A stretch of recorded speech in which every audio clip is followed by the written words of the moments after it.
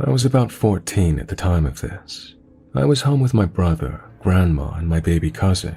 My brother had invited some girl over. Remember that because it's key to the story. My brother then introduced us to the girl. She looked normal but seemed a bit nervous. My grandma asked her some questions and told her if her and her brother needed anything, to let her know.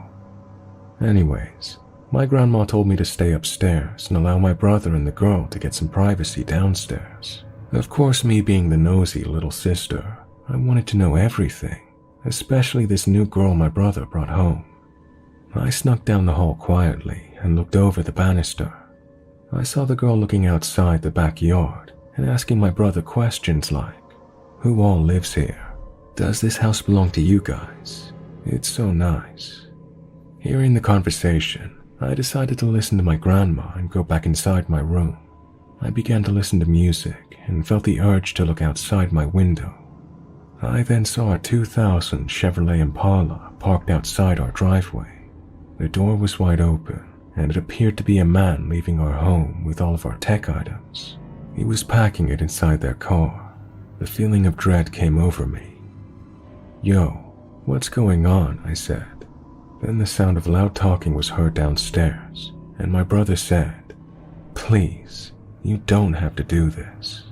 Just let us leave if you know what's best," the girl responded. I hurried and ran to my grandma as quietly as I could to let her know what I heard and saw. She didn't understand the severity of what I was telling her and began to laugh. It kind of made me upset because our life could be in danger. I heard tires screech and saw the Chevrolet Impala speed down the street. I called out to my brother and he said, "Huh," in a distraught voice. "What's going on? Who was that man outside?" I asked. He didn't reply. I walked downstairs and saw my brother shaking his head in disbelief, looking at where the TV used to be. The police came shortly after due to my grandma calling them.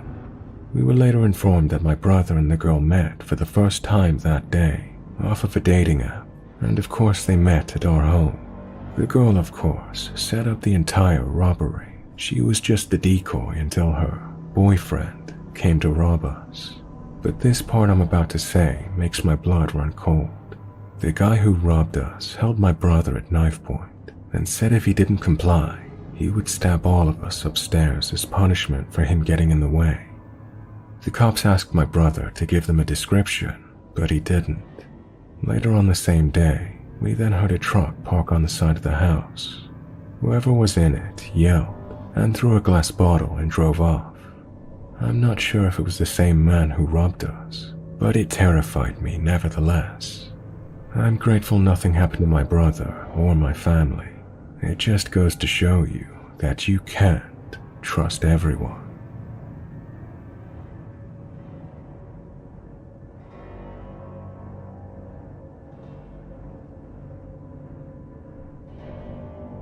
When I was in my 20s, I was unmedicated bipolar. I was dealing with an immense amount of unprocessed trauma. Being bipolar, I was also being super promiscuous and just not making good choices. I was using OkCupid and matched with a guy, seemed pretty normal. He worked at a smoke shop, had a dog, no kids, but was married. I came to find out they were looking for someone who would be down for a threesome. We talked for a few weeks and then he invited me over. I was manic and said yes. I walked to the street corner of my apartment and told him where I was. He picked me up in a newer BMW and we drove across town to his place. When I get there, the vibe was kind of awkward, if that makes sense. I met his wife and we all chatted. She told me she was a registered nurse at the local hospital and was showing me her tattoos. After a while, he offered to make us drinks. My mom always told me to be careful taking drinks from strangers at bars and such, but my dumb ass assumed it was fine since I was already at the house. Still, I watched him. He had several mini vodka bottles and was pouring them into glasses. He added juice of some kind and served them. It tasted like an ordinary, cheaply shitty drink, way too much booze and was dry. After a while, I felt super anxious. His wife had gone into the bedroom, and I was alone with her husband. Something was off. I felt nauseous and just overall get sick. I worked at the hospital and assumed I just picked up a bug. I stood up, and it felt like the entire world had shifted. I damn near fell over the couch. I didn't think I had drank that much, but I thought I must have. I picked up my bag and told him I was going to call a cab and go home. Immediately he stood up and said loudly, "No, you can't." He said it almost too fast and frantic. It scared the shit out of me, and I knew immediately I needed to leave. I told him I wasn't staying and I was leaving. He tried to block the door, but being shorter than him, I ducked under his arm. He tried to grab my shoulder, but I shook him off and swung at him. My blow landed on his throat and knocked the wind out of him. I took the opportunity and ran as fast as I could out the door and down to the street. I had a cab number saved on my phone from a really nice cabbie. It was his personal cell phone number and was a close friend of someone I knew very well. I don't know why, but I called him. He answered groggy and clearly just woken out of a slumber. I'm sobbing as I told him what happened. He perked up right away and told me to walk to the gas station across the way and to wait for him there. Less than 5 minutes later, he was pulling into the parking lot. He jumped out and ran over to me. He had remembered taking me home, so he already knew the address. He told me to have a friend meet me at my house and to stay with me. My friend met us there and brought me inside. I don't remember the rest at all. Apparently I was acting erratic and making no sense. She called 911 and an ambulance came. I woke up in the hospital with doctors telling me I had such a high amount of benzodiazepines in my system that it was a miracle I had made it home alive. I filed a police report and the nurse was arrested. I'm not sure what happened from there, but I'm so grateful for the cabbie that came to my rescue.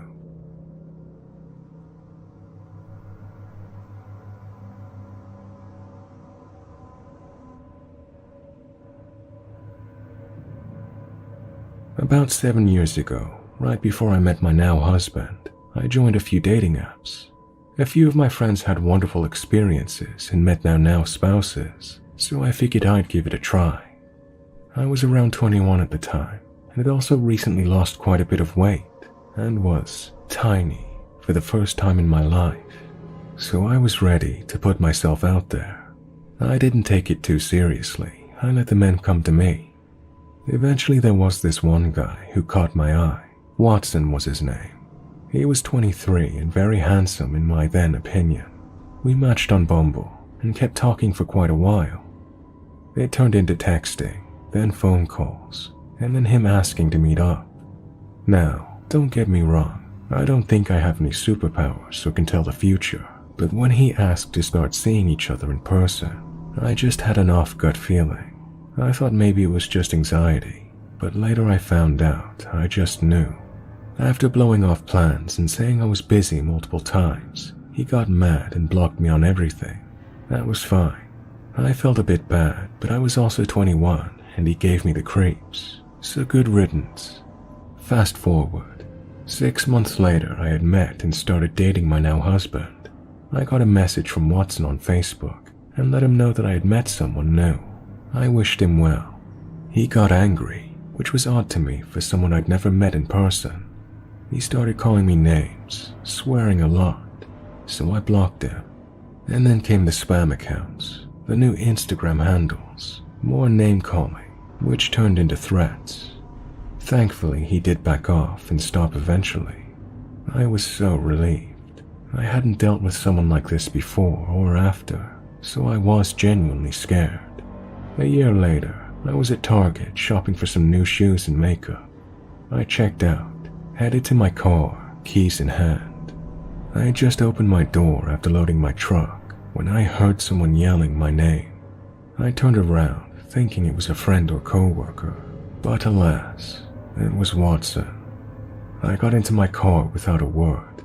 I went into fight or flight mode, and I was just ready to fly. The last thing I saw was him, standing in the middle of a Target parking lot, chasing my car. It's been years and I haven't heard or seen him again. I hope to never have another creepy encounter like that again. PSA, don't chase girls. We hate that.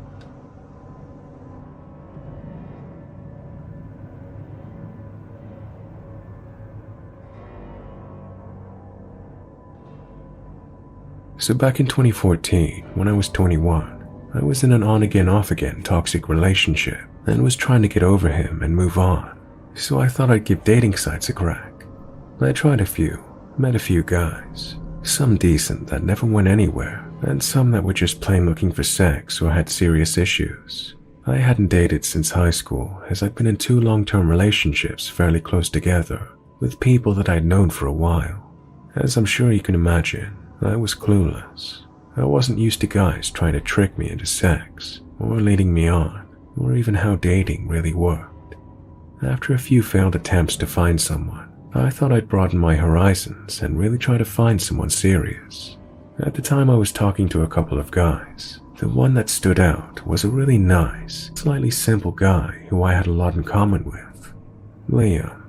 I didn't want to put my eggs in one basket, so I started talking to another guy who wasn't really my type, and that was physically or mentally, but he was smart and funny, so I thought I'd see how things played out, seeing as most guys that I picked based on gut feelings turn out to be terrible.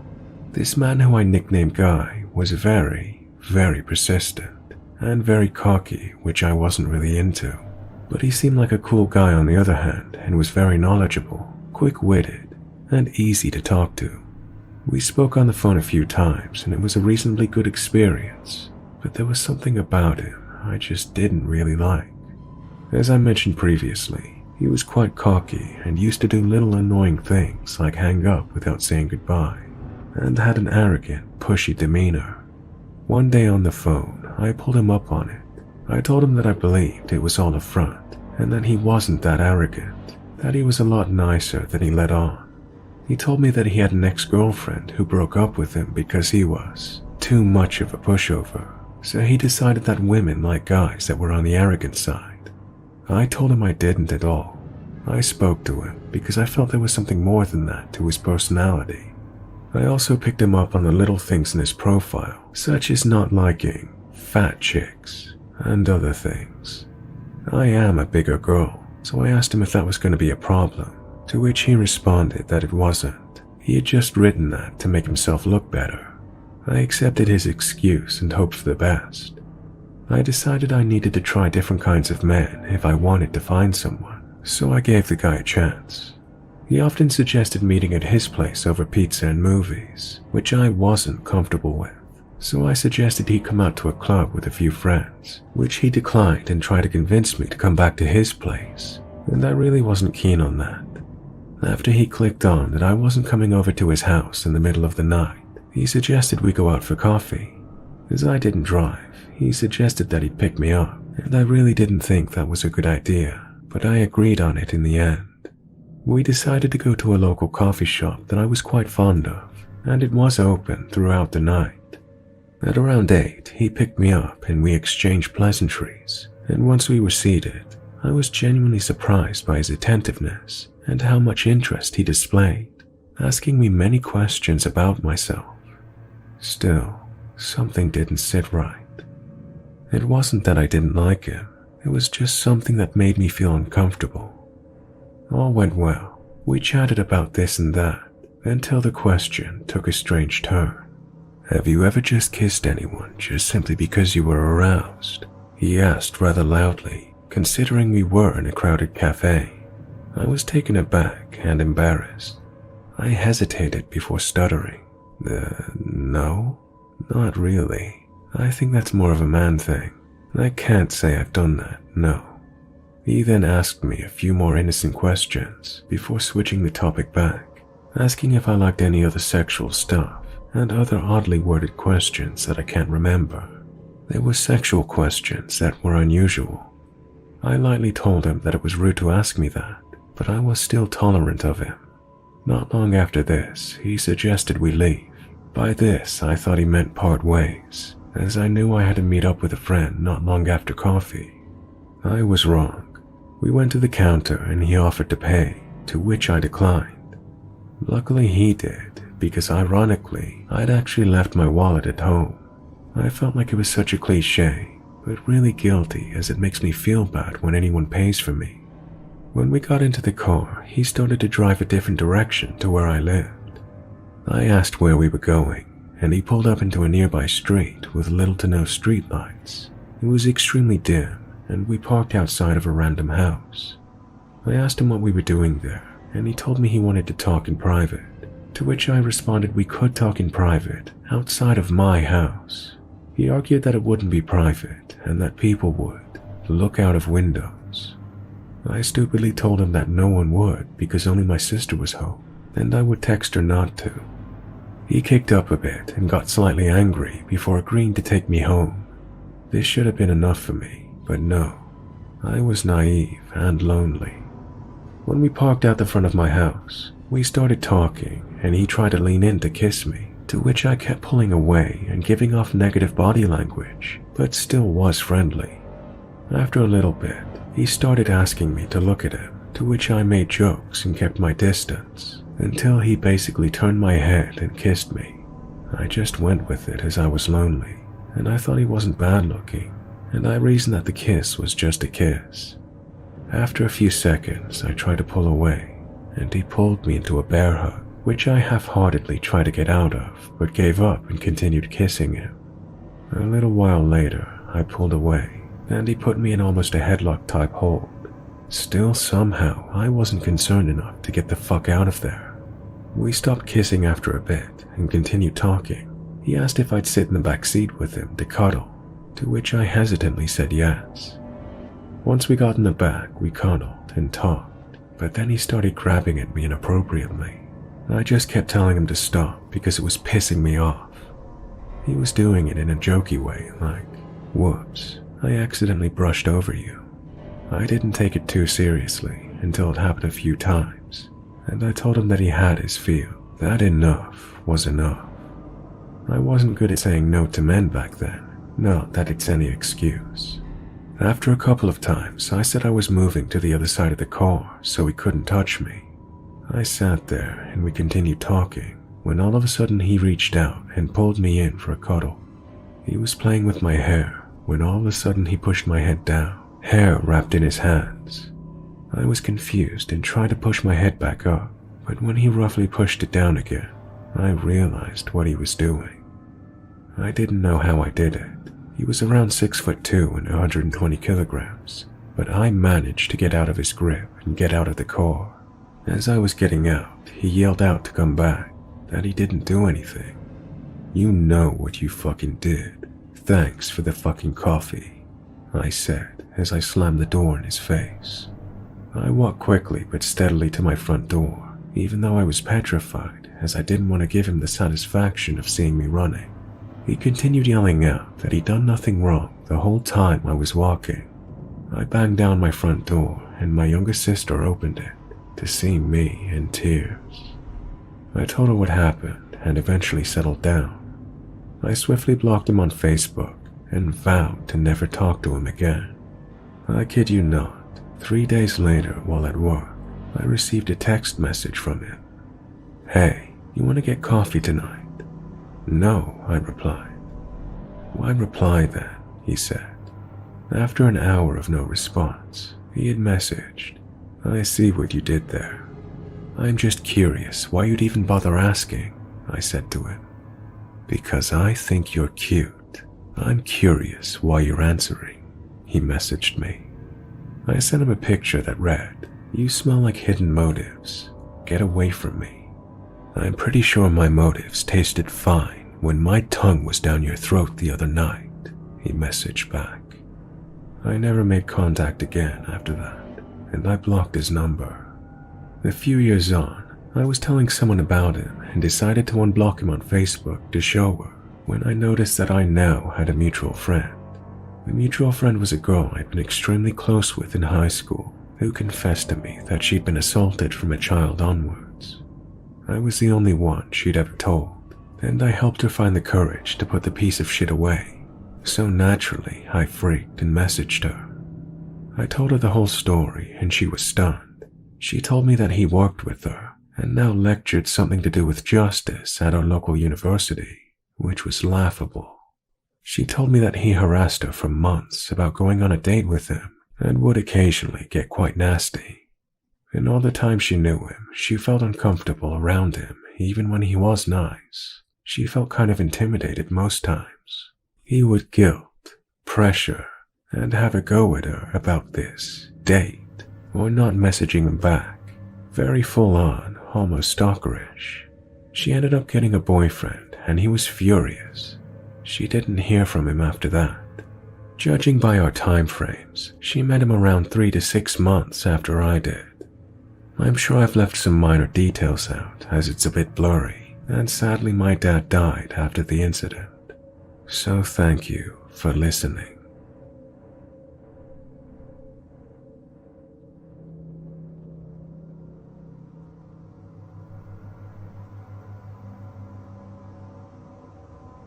I'm a 5 foot and 115-pound girl, and my sister was about 5'6" and about 150 pounds at the time of this incident. I was 22 and my sister was 18. We grew up pretty rough, so we were tough, fearless, and a bit crazy. So my family, consisting of my mom, my dad, my sister, and my twin brothers, were vacationing and also meeting new family members who lived in Florida. We were also staying with them at their new house and helping them settle in. My family was drinking by the pool until about 11 p.m. when all the older people went to bed. My sister, my brothers, and I are drinking and playing cards when we all became determined to find some weed. So we all made Tinders and tried to find someone to sell us weed. So about an hour later, my brothers and I give up, but my sister was determined. Now mind you, at this point, we were all pretty drunk. My sister tells me that she has someone who's on their way, and they're gonna pick her up and smoke her up. I tell her we should just go to bed, but she refuses and says it will be fine. So being her big sister, I couldn't let her go alone. Plus, from the pictures, he was scrawny and wore glasses, and my sister assumed that she would fuck him up if he tried anything. I decided to bring my knife to be safe. This guy had no idea I was coming with my sister. At this point, it's 1 a.m., and she says he's down the street. We set up a plan to get out without our parents knowing, and tell him the address is a street over. We walked in complete darkness, in fear that our parents would see the light from our phones. On the way, we came up with fake names and fake backstories. We were walking down the street, we told him, as he pulled onto the road, in this beat-up piece of shit car.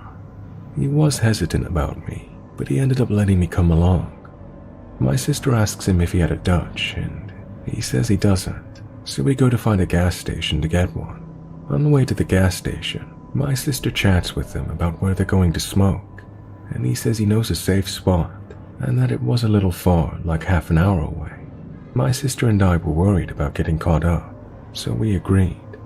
We get to the gas station, and my sister goes inside and paid for some gas for him and gets a Dutch. While she was inside, him and I talked about comics. He said that he always roots for the villains, and gave me this creepy smile when he said it. That gave me the creeps, but I smiled my own creepy smile back. I always think, if they think you're crazier than they are, they won't fuck with you, which I still believe today. We stood there like that until my sister got back about a foot apart, just smiling creepily at each other for about 2 minutes. I didn't speak the entire car ride. The safe smoking spot was not a half hour away, it was an hour. My brother had also given me money to try to get him some bud if I could. He was supposed to let us in case we got locked out. He kept texting me, so I kept texting my sister, trying to decide what to say to our brother. We finally get to this spot, and it's a parking lot. We sit there for a solid 5 minutes of silence. My sister looks at him and says, "Do you want me to roll up? I need the bud." He looks at her and says, "I don't have any bud. I thought you did. We can go to my friend's house. It's not too far." Now this was weird because in the messages he sent to my sister, he told her he had bud. My sister and I were pissed, but trying to be nice. After my sister declined and asked if he could just bring us back, he playfully touched her upper thigh with that same creepy smile. My sister grabbed his hand pretty tight from the looks of it and said, "I want to go home now." She said it through her teeth, and you could hear the anger in her voice. I pulled out my knife to be ready to hold it to his neck if I had to, as I was right behind him in the back seat. I think he may have heard the click of my knife opening because his whole demeanor changed. He said he would bring us back. I didn't trust him, so I kept checking the GPS. And sure enough, he started driving the wrong way. That's when I spoke up for the first time in over an hour. "You're going the wrong way. If you don't take us the fuck back, you'll be fucking sorry," I snapped. I was furious at that point. I really didn't want to have to attack him. He didn't say a single word. He just turned around and started going the right way. The rest of the ride was silent. Once we were on the street over from the house, he stopped the car and let us out. I didn't get out of the car until my sister did, but right before she did, he grabbed her face and tried to kiss her before she got out. She turned her head to the side and pushed him off her as she got out. "Be safe out there, cuties." I remember him smiling that creepy smile again, and then waving to us. We must have waited 10 minutes for him to finally leave. We ran back to the house, freaking out the whole way. We got inside and went to bed pretty shaken up. We can only imagine what would have happened to us if we went to his friend's house, or if I didn't bring my knife.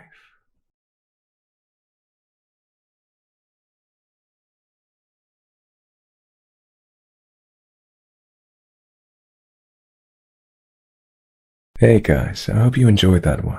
If you have a story you'd like me to feature on the channel, you can send it to my email, or if you have a Reddit, submit it on my subreddit. You'll find the details in the video description below. I'll pin a comment too. Do me a favor and leave a like and comment. Subscribe if you haven't, and hit the bell icon and turn on notifications so you can stay up to date with my latest videos. If you fancy checking out my Patreon channel membership, all my links are in the description below. And as usual, I want to thank my patrons and channel members for supporting the channel. So a huge thanks to Linda, Austin, Tegan, Chris and Donna, Cassie Fowler, Pretty Girl 215, Christy, Bean Nick, Lil Smart, Do It, K, Something Edgy, Pretty Girl 215, Borderline Betty, Sarah C, Blazed Goddess, Christopher, Spider's Web, Ooh La La Andrea, Lady Drackard, Sue, Absinthe Alice, Rochelle, Estara Ray, Monique, Crafty Kel, Monica Levelace, Emma, Sean Gorman, Jennifer L, Skittles MM, Gabrielle, Seraphina Nightingale, Jennifer C, Misanthropia, Fluby, Ryan, Brenda, Rudy, Christina De La Rosa, Noosh, Lulu Rogers, Fire05, Linda, Shan, Jody, Sarah P, Kathleen Fenton, James Gargano, Gemma Allen, Alex, and Courtney Maxwell. I hope you guys enjoyed that and are doing well.